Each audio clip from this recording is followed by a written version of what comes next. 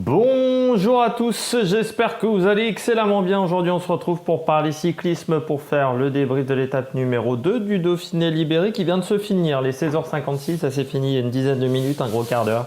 On fait le débrief tout de suite de cette étape numéro 2. Plusieurs choses à dire avant de démarrer la vidéo. Premièrement, il y aura une vidéo bilan du Giro, un peu sous forme d'un conseil de classe, équipe par équipe de ce Giro. On va faire également F1, MotoGP, F2, F3, des bilans on va dire, parce que ça fait 2 courses qu'on n'a pas pu débriefer. Donc on va faire un bilan de la première partie de saison de toutes ces catégories-là en sport mécanique. Et puis moi je vais commencer de mon côté aussi à bosser le Tour de France pour vous préparer un Tour de France. Il faut que je prépare à la fois la course masculine et la course féminine, donc ça va me prendre un petit peu de temps. Il faut que je récupère tous les profils, voilà, ça va me demander un petit peu de temps. Mais il y aura pas mal de vidéos cette semaine parce qu'on a pris pas mal de retard, j'étais pas disponible, donc ça a été un petit peu compliqué. Il y aura aussi une vidéo parce que je vois que ça agite énormément le monde du cyclisme, cyclimesque, avec l'affaire Nadal. Nadal, dopage, corticoïdes, cyclisme, entre les fans de cyclisme, les fans de tennis qui s'affrontent sur le ring. Donc on va revenir là-dessus et je donnerai mon avis sur cette affaire autour de Nadal. Qui est un avis un petit peu différent que ce qu'on voit en ce moment sur Twitter et avec un peu plus d'arguments également. On commence par le débrief de cette étape. N'hésitez pas à vous abonner à la chaîne, à réagir dans les commentaires, à partager la vidéo sur les réseaux sociaux, notamment auprès de vos proches si vous pensez que ça peut les intéresser. N'hésitez pas à réagir dans les commentaires, à me dire ce que vous avez pensé de cette étape, si vous l'avez aimé, pas aimé. N'hésitez pas également à mettre un pouce bleu et à vous abonner à la chaîne, c'est très important. N'hésitez pas également à mettre toutes les notifications, à activer la petite cloche, comme ça vous êtes au courant des dernières vidéos qui sortent sur la chaîne. En sachant que le programme va être un petit peu particulier parce que demain, je pense que je ne pourrai pas voir l'étape ou je verrai que la fin de l'étape. Donc le débrief de l'étape 3 sera peut-être mercredi, s'il y en a un, ce qui n'est pas sûr. Sinon, on fera débrief de l'étape 3, débrief de l'étape 4 à la fin de l'étape 4. Voilà, on sautera une étape au niveau des débriefs. Mais voilà, pas forcément simple en ce moment, vu qu'il va falloir que je fasse le retour, vu que je suis toujours pas chez moi, et revenir on va dire dans le studio, mais il va falloir que je rebranche tout, donc ça va être un petit peu le bordel. Très belle étape aujourd'hui avec la victoire d'Alexis Vuillermoz, 8e, 9e victoire dans sa carrière, Alexis Vuillermoz, je crois que c'est la 9e. Il en a des belles, hein. Vuillermoz, c'est un coureur qui a remporté notamment Mur de Bretagne sur le Tour de France, 2 fois le Grand Prix de Plumelec, le Tour du Limousin également, une étape du Dauphiné cette année, la Drôme Classique, 4e du Tour de Lombardie en 2017, 13e du Général du Tour de France en 2017, 11e du Tour d'Italie en 2014, la 4e également du Grand Prix de Québec et 8e de Paris-Nice 2018. Ça faisait quand même depuis quelques temps qu'il galérait. Moi j'avais trouvé, hein, je vous avais dit, j'en avais parlé une ou 2 fois de Vuillermoz. J'en avais parlé, je crois que c'était au moment du Tour des Alpes-Maritimes et du Var, du souvenir que j'ai, où j'avais dit, je trouve que c'est pas mal ce qu'il a fait pour une course de reprise, il faudra voir ce que ça va donner. Et bah ça s'est bien passé. Ça s'est bien passé pour lui. C'est intéressant aussi à un mois du Tour de France parce que Vuillermoz il sera là pour aller chercher des échappées et ça peut être intéressant pour lui. On en parlera lors du bilan des Bleus, bien entendu. Cette étape, elle m'a fait penser à 2 courses que j'ai vues. Une, j'ai vu le résumé et puis une autre que j'ai vue il n'y a pas si longtemps que ça. Celle dont j'ai vu le résumé, c'est la Bruxelles Classique. Parce que le sprint d'Olivier Le Gac, autant vous dire qu'il a fini dans le même état que Taco Van Der Horn, c'est le sprint le plus long de l'histoire, hein, celui de la Bruxelles Classique. C'est incroyable comment ça a été. C'était la Bruxelles Classique, enfin la course remportée par Van Der Horn, je crois que c'était la Bruxelles Classique, où ça a été incroyable, ce sprint de l'enfer. Une course qui s'est déroulée dans des conditions catastrophiques aussi, hein. Il a plu toute la journée, enfin c'était vraiment très difficile.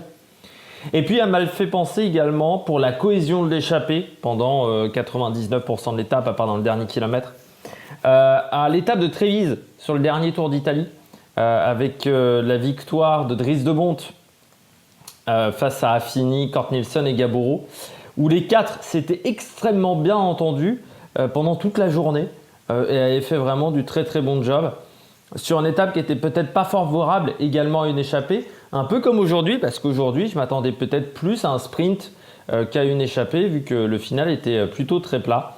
Donc c'est vraiment une belle chose qui s'est déroulée, une belle étape qui s'est déroulée aujourd'hui. Et ben voilà, je crois qu'on a fait le tour. On commence tout de suite par le bilan des Bleus. Et qui sait, à 2, on est toujours 3 fois plus fort. Du côté du bilan des Bleus, je commence avec Alexis Villermoz, moins 4 au niveau du point JR. J'en ai chié pour retrouver le point JR ce matin, quand j'ai fait le débrief du Dauphiné, parce que ça fait depuis un mois que j'ai pas parlé de Total pendant le Giro. Voilà, j'ai pas du tout parlé de Total, donc j'avais complètement perdu où j'en étais. Heureusement, j'avais gardé les textes pour me souvenir d'où j'en étais au niveau du point JR. Donc moins 4, magnifique victoire de Villermoz. Il a vécu une année 2021 quand même catastrophique, Villermoz. Il avait des jambes pas trop mauvaises, mais il a eu un enchaînement de chutes. Et ce qui fait que ça a été très compliqué pour le coureur français. Et puis quand ça vous arrive ce genre de choses à 25 ans, vous dites oui, bon, c'est pas top. Quand ça vous arrive à 33 ou 34 ans, voilà, vous réfléchissez un peu plus à l'avenir de votre carrière et ça vous fait douter.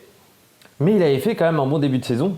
6e de la Drôme Classique, 10e de la Classique de l'Ardèche, 7e du Général du Tour des Alpes-Maritimes et du Var, 3e de la Classique Grand Besançon, 10e également du Tour des Estuaries, 3e de l'étape 1, 4e de l'étape 3. Et puis là, aujourd'hui, il prend la bonne échappée. C'est pas joué à grand chose, ça joue à 10 secondes. En plus, il prend le classement général. Vraiment le combo parfait pour Alexis Villermoz, qui a fait vraiment une très belle journée. Le coureur de la Total. Voilà, il a vraiment réalisé une très belle performance sur cette journée. Et c'est de bon augure pour le Tour de France, où il aura un rôle important. Alexis Villermoz, certainement autour de Pierre Latour, également pourquoi pas sur certaines étapes autour de Peter Sagan, et il a fait vraiment du très très bon travail. Ça relance également la dynamique de la Total, parce que c'est vrai qu'il y avait eu un gros début de saison. Ensuite, il y a eu quand même Peter Sagan qui a des problèmes physiques. Là, il va revenir bientôt, Peter Sagan. Et c'est vrai qu'on se posait des questions sur est-ce que la dynamique de la Total Energy, avec ce coup d'arrêt, va pouvoir se poursuivre. Et c'était un petit peu compliqué depuis quelques temps du côté de la Total. Les résultats là, sur les dernières semaines n'avaient pas été toujours fantastiques, sauf les 2 victoires de Julien Simon. C'est vrai, j'avais oublié les 2 victoires de Julien Simon, Grand Prix du Morbihan, Tour du Finistère, que j'ai pas eu le temps de regarder. Je devais les regarder avant de partir ici. Et j'ai pas eu le temps. Mais c'est quand même la 8e victoire de la saison pour la Total. Tu rajoutes à ça 2e de Milan-San Remo, 3e de Gambé-Guelgem. C'est bien ce qu'ils font quand même. Plus les boucles de la Mayenne, 4e. Non, c'est bien mieux que les années précédentes. Mais l'arrivée de Sagan a remis à niveau également l'effectif. Il y a des coureurs qui sont beaucoup plus motivés. Et puis Villermoz, après, le mec a quand même une saison 2021, encore une fois, catastrophique. Je crois qu'en termes de jours de course, il a eu 32 jours de course l'année dernière. Donc avec abandon sur Paris-Nice, je crois que c'est la clavicule. Et sur le Tour de Suisse, c'est le fémur. Donc vraiment l'année où il n'a pas couru la moitié de l'année, c'était vraiment très compliqué. Et là, magnifique victoire. Magnifique victoire pour Villermoz. Et puis, ce type de victoire à 34 ans, ça peut vous donner encore 3 ou 4 saisons. S'il n'avait pas gagné, peut-être que sur le Tour de France, si le Tour de France n'avait pas été exceptionnel en plus, il aurait pris peut-être sa retraite. Là, c'est peut-être une victoire qui va lui redonner de l'envie, de la confiance, et peut-être qu'il va encore faire un prochain contrat chez Total pendant 2 ou 3 ans. Surtout qu'il retrouve vraiment des belles sensations en tant que puncher. Je dirais qu'il retrouve presque une seconde jeunesse, Alexis Vuillermoz. Donc voilà, c'est très intéressant. Et puis c'est un coureur sympathique en plus, donc ça fait du bien quand ce type de coureur la gagne. C'est sûr, c'est un mec qui est toujours sympa. Olivier Le Gac, ça a failli le faire du côté d'Olivier Le Gac. Il a tenté une Taco Van der Horn, je ne sais pas comment on va l'appeler désormais, ce type de sprint de très loin. Il fallait qu'il tente de toute manière Le Gac parce que moi, pour tout vous dire, j'avais misé sur Scarset. Sur une arrivée comme ça en groupe, là, quand j'ai vu l'échappée, moi j'aurais plutôt dit Scarset. Je ne m'attendais pas à ce que Vuillermoz sprint aussi bien, mais c'est vrai que j'avais un peu oublié ses qualités de puncher. Mais Le Gac, il devait tenter, surtout face à Anthony Delaplace, vers Marqueux. Il y a Delaplace qui attaque à 500 mètres et Le Gac, il en a profité juste après. C'était pas con de la part de Le Gac, il lui a manqué 50 mètres. Mais je peux dire que les 50-60 derniers mètres, ils ont fait mal aux cuisses. Ça a été dur pour Le Gac. C'est dommage pour Olivier, parce que c'est vrai que c'est le type d'opportunité que tu n'as pas 150 fois. Ça montre aussi que c'est un coureur qui commence à avoir des bonnes jambes. Olivier Le Gac, je trouve que c'est un coureur qui progresse d'année en année. Voilà, ça fait depuis 2-3 ans qu'il est vraiment pas mal. Je trouve qu'avant, c'était pas... Bon, voilà, c'est un équipier, mais... Je trouve que même maintenant, en tant qu'équipier, c'est vraiment du solide. Alors qu'avant, j'avais pas vraiment cet avis-là. Mais c'est un coureur qui est maintenant, je trouve, très intéressant, très solide. Il a fait une grande campagne de classique flandrienne autour de Stefan Kung, notamment. Et là, pour le Tour de France, ça montre que la forme est là. Il aura un rôle important sur le prochain Tour de France parce que ça sera certainement l'homme qui sera chargé de rouler sur le plat, avec pourquoi pas Kung aussi. Donc il aura un rôle important pour protéger Pinot et Storer ou encore Gaudu, même si cette liste va peut-être se rétrécir dans les semaines à venir, parce qu'on est encore loin du Tour de France. Il y a encore beaucoup de coureurs qui pensent faire le Tour de France et qui ne le feront pas. Je continue avec Hugo Page, 8e aujourd'hui de l'étape Hugo Page, 3e du sprint. Ça fait 2 jours qu'il fait top 5 d'un sprint. Vraiment très bien ce qu'a fait Hugo Page. Derrière Ethan Etterwood Van Aert. En plus, je regardais un petit peu quand même le sprint. Il se débrouille seul, Coco. J'ai pas vu un coureur venir l'aider. Donc vraiment, c'est très bien ce que fait en ce moment Hugo Page. C'est vraiment du très bon job que fait le coureur français. Voilà. Alors lui, il n'ira pas sur le Tour de France. Il est encore jeune. Il a encore le temps d'aller sur le Tour. Il ira sur le Tour de Pologne. Donc ça veut dire qu'il va couper, je pense, au mois de juillet. Là, après cette course, peut-être qu'il va peu rouler. Ça va être intéressant de le voir sur le Tour de Pologne. Parce que le Tour de Pologne est quand même une course où parfois on découvre des nouveaux talents. Où on a la confirmation de certains talents maintenant. 4e, 8e aujourd'hui, c'est bien ce que fait le coureur français qui a fait quand même 14e des derniers 4 jours de Dunkerque, que je n'ai pas suivi non plus. C'était au début du Giro, donc je ne pouvais pas me décupler. J'ai beaucoup de trucs à récupérer, je m'aperçois. Mais il avait été, il a été pas mauvais. Moi. Les quelques fois où je l'ai vu en ce début de saison, je l'ai trouvé à chaque fois très bon. J'ai pas vu le trop bon Léon aussi. Il y a un nombre de courses qu'il faut que je rattrape là, dans les semaines à venir. J'ai du retard. Plus ou moins Mathis Louvel, là aussi, 11e de l'étape, Mathis Louvel. Juste derrière Abouchenko, Venturini, devant Stuyven et Benjamin Thomas, c'est bien ce qu'a fait le Français. Il est jeune encore aussi, Mathis Louvel, qui est un pur flahut, qui a seulement 22 ans. Donc là aussi, coureur qui est dans sa 3e année chez les professionnels, mais il progresse très bien, le coureur de Mont-Saint-Aignan. 6e de Paris-Camembert, 6e du Trobro, 3e de la Classique Loire-Atlantique, en sachant que sur le Trobro-Léon, c'est remporté par Hugo Hofstetter, de la même équipe. Donc là aussi, du côté de Mathis Louvel, c'est un coureur assez en vue en ce début de saison. Donc c'est intéressant de voir comment il va se comporter sur cette course. Il est prévu sur le Tour de France, Mathis Louvel, peut-être pour emmener Bouhanni. En sachant que chez Arkea, oui, ils sont encore une bonne dizaine à être dans la présélection là, que je vois sur ProCycling-Stats. Mais certainement, pour lancer Bouhanni, c'est vrai que ça peut être un potentiel quand même important, Bouhanni, même si on l'a peu vu en ce début de saison. Il faudra se méfier, comme souvent. du coureur français. Puis je termine avec BNB Hotel en flop. Deuxième jour d'affilée en flop, pourquoi? Une échappée comme ça, tu ne peux pas la rater. Je suis désolé, mais on ne peut pas rater une échappée de ce type. Quand tu vois Villarmoz partir avec Le Gac, Scarset de la place, tu dois suivre. Tu dois suivre. Quand en plus, tu as un Mozzato qui finit 144e de l'étape aujourd'hui. Miguel Heidemann finit à 6 minutes 11, 126e. Voilà, hein, c'est vrai que BNB Hotel. Mais quand tu es une équipe invitée, je suis désolé, le minimum c'est de partir dans ce type d'échappée. Tu peux pas faire autrement, quoi. Il y a un moment. C'est pas normal d'être autant à la ramasse. Donc, de toute manière, chez BNB, c'est un tout là en ce moment qui va pas. Vous avez les coureurs, vous avez le staff qui fait paniquer les coureurs. Enfin, il n'y a rien qui va. Il n'y a rien qui me fait dire que la saison de BNB est bonne. Parce que tu as un fond de coureurs qui n'est pas suffisamment talentueux. Parce que tu as un staff qui n'est pas suffisamment talentueux. Parce que tu as un manager qui a des attentes énormes pour une équipe qui n'a pas forcément un effectif incroyable. Et puis en plus, il fait plein d'erreurs. Tu as un sponsor qui n'est pas fortuné.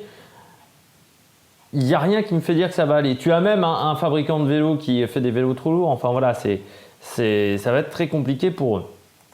Bon, on passe tout de suite au coureur au top. Attaque de Marlou! Du côté des coureurs au top, je commence avec Anders Scarset. J'en avais fait mon petit favori dans cette échappée à 5. C'est pas passé loin pour Scarset. Il prend la bonne roue, hein. Il prend la bonne roue, mais il ne peut pas remonter Villarmoz, qui était très fort aujourd'hui, hein, quand même, Alexis Villarmoz. Mais c'est un très bon coureur, hein, Scarset, 27 ans, qui est resté pendant toute sa carrière chez Joker hein, dans un premier temps, et puis ensuite Uno X, qui était entraîné, qui a été stagiaire chez Cofidis en 2018. Il avait fait notamment le Grand Prix Isberg. Mais ça n'avait pas été une réussite. Coureur qui a quand même fait 4e du Het Nieuwsblad Espoir. Et oui, c'est quand même pas mal. Et puis il a un petit palmarès quand même, un 6e du Tour de Rhodes en 2018. Voilà, bon, c'est un coureur qui a déjà gagné des belles courses, hein, qui a plutôt fait des belles performances sur des belles courses, puisqu'il a été vainqueur notamment d'une étape sur l'Oberösterreich-Rundfahrt. C'était en 2019.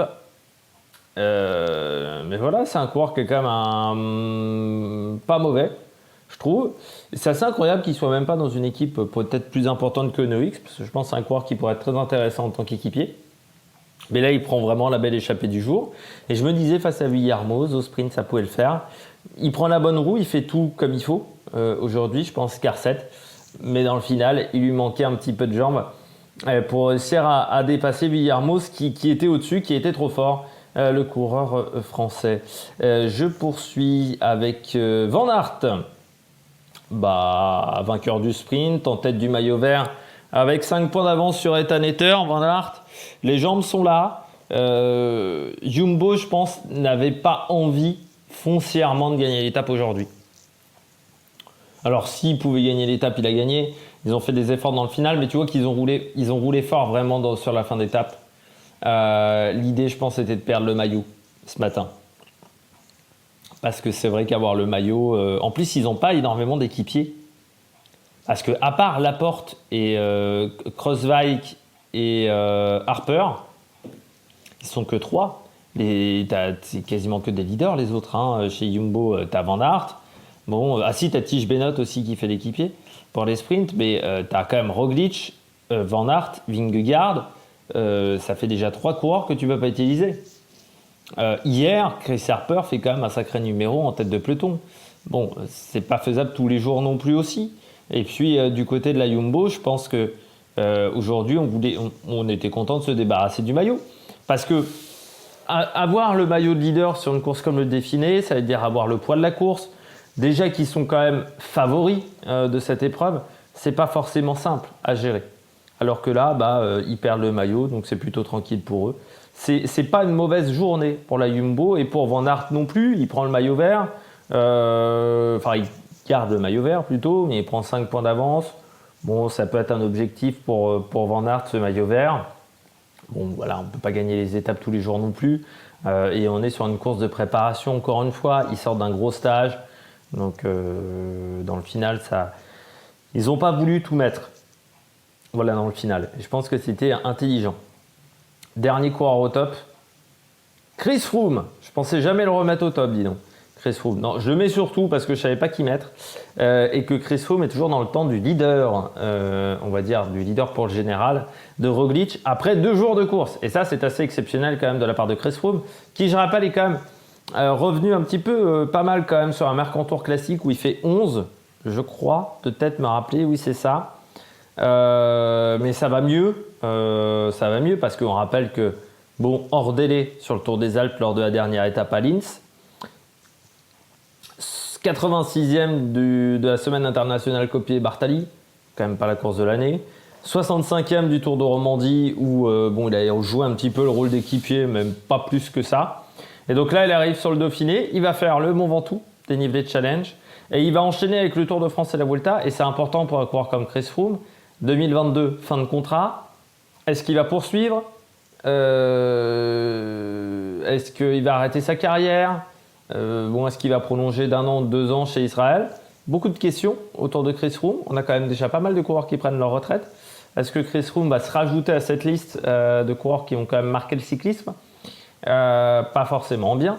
Vous savez, moi j'ai jamais été un grand fan de Chris Froome, mais c'est indéniable qu'il a marqué le cyclisme avec son palmarès. Donc on verra ce que ça va donner. Mais ça veut dire qu'on perdrait quand même 2 vainqueurs des 3 grands tours la même année. Avec Nibali, hein. Ça ferait... Je pense qu'au niveau des retraites, il faudrait vérifier, je ne sais pas s'il y a des mecs qui font les statistiques comme ça, qui ont déjà calculé ça, mais le nombre de grands coureurs qui partent à la retraite cette année, je pense que c'est pas arrivé souvent dans l'histoire. C'est comme si Bernard Hinault était parti à la retraite la même année que Sean Kelly, la même année que Van Der Poel, la même année... que Greg LeMond et que Laurent Fignon. C'est un peu ça quand même hein, cette année, donc c'est pas arrivé souvent je pense. On passe tout de suite aux bonnets d'âne. Du côté des bonnets d'âne, je commence avec Ineos. Alors, j'ai pas compris la stratégie d'Ineos aujourd'hui. On fait rouler pendant une grande part, pendant la montée finale par exemple Amador. Mais on n'utilise pas Ghana, on n'utilise pas Kwiatkowski non plus, et en même temps on fait faire le sprint à Ethan Ether. Sauf que si tu mets pas des gens à rouler, il n'est pas prêt de sprinter pour la gagne. Donc j'ai vraiment pas compris ce qu'a fait Ineos, parce que Jumbo, ils ont, on va dire, un peu montré leur stratégie dès le matin. On va pas revenir à tout prix sur l'échappée. Jumbo, ils l'ont montré dès le matin. Par contre, Ineos, il roule dans la montée finale pour ensuite presque se regarder, pas savoir trop quoi faire, ne pas utiliser Ghana, pas utiliser Kwiatkowski. Enfin, j'ai pas eu l'impression.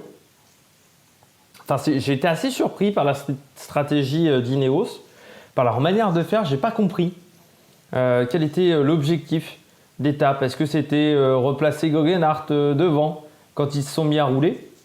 J'ai pas l'impression qu'il avait besoin de se replacer devant. Et puis si tu fais ça avec Geoghenaert c'est quand même pas assurance tout risque. Mais j'ai pas du tout compris. Et puis bon, Ethan Ether aujourd'hui, c'était quand même une étape qui pouvait lui convenir face à Van Aert.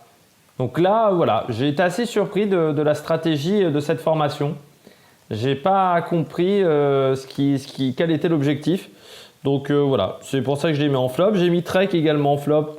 Pas compris non plus la stratégie, mais Trek, bon, ça fait depuis quelques temps qu'on les comprend pas vraiment. Parce qu'on peut pas dire que sur le Giro, on les a énormément compris dans leur manière de courir.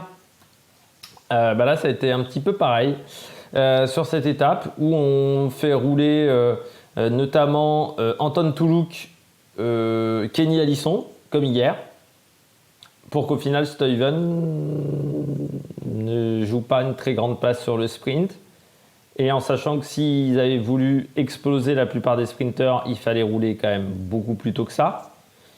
Si tu voulais fatiguer notamment un Hugo Page ou d'autres coureurs comme ça. Et en même temps, j'ai vraiment du mal à comprendre quelle était la stratégie également de la Trek, parce que ensuite, donc tu as Tom Skøyen, Elisond, Toluk qui roulent. Bon, Tom Skøyen, il n'a pas roulé longtemps. Pour que derrière, il s'écarte complètement en haut de la montée et qu'il n'y a personne qui prenne le relais. Que ça soit un Tiberi, que ça soit un Julien Bernard, que ça soit n'importe quel coureur. Je ne sais pas qui y avait encore chez Trek dans le peloton à ce moment-là. Si tu fais ça, si tu roules fort dans la montée, c'est que tu es sûr de toi. Donc c'est-à-dire qu'ensuite, tu sais que tu vas continuer à rouler parce que sinon, tu exploses le peloton. Parce que derrière, si tu montres que tu es fort, personne ne voudra rouler avec toi. Or, après leur coup de force, ils s'arrêtent. Donc ça a désorganisé énormément le peloton. Et peut-être que s'ils n'avaient pas fait ça, Van Aert, Ether et Stuyven se seraient battus pour la gagne de l'étape. Mais ils ont complètement saccagé l'organisation du peloton. Et en plus, Stuyven fait que 12e de l'étape. Donc, c'est-à-dire 1, 2, 3, 4, 5, 6, 7 du sprint. Un peu comme hier, hein, en passant. Stuyven. Tu fais pas ça pour faire 7 d'un sprint, pour faire 7 de l'étape, par exemple. Si on imagine que Van Aert, que les 5 du devant n'arrivaient pas à rester aux avant-postes. Tu fais pas ça pour finir 7. Donc, j'ai vraiment pas compris la stratégie. S'ils ont roulé de cette manière-là pour Stuyven, bah c'est un peu débile vu que Stuyven, il n'est pas en capacité de battre ni Van Aert ni Ether. Si tu as fait ça pour replacer ton leader, Tiberi, il va pas faire non plus il va pas faire mieux que top 15, peut-être 10e du général.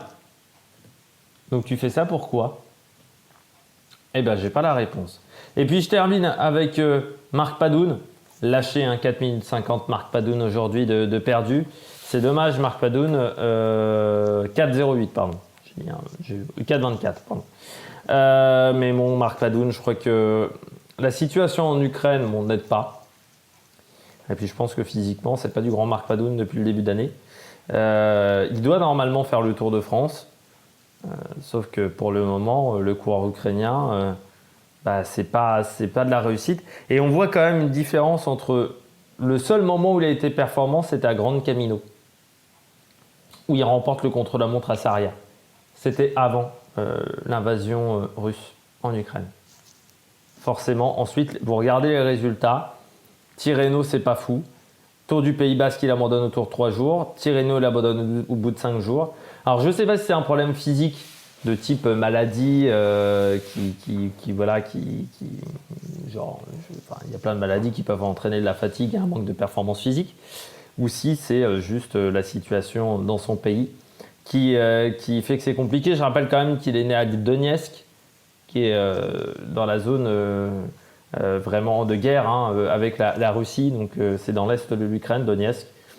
Donc c'est vrai que c'est peut-être pas facile à vivre en ce moment pour Mark Padun, mais dans ce cas-là, est-ce que EF devrait l'emmener sur les courses s'il n'a pas la tête à courir? Je ne suis pas sûr que ce soit une bonne idée. Bon, demain, étape qui part de Saint-Paulien pour aller au Sancy, Sancy.